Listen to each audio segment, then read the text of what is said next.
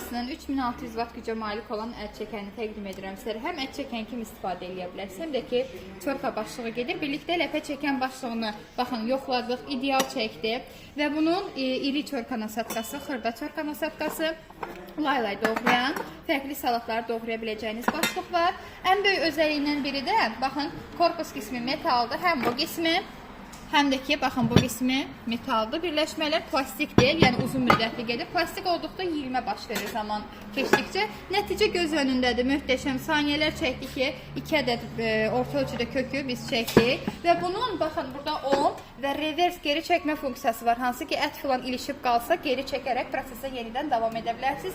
Məhsul hal-hazırda endirimdədir, çatdırma xidmətimiz mövcuddur.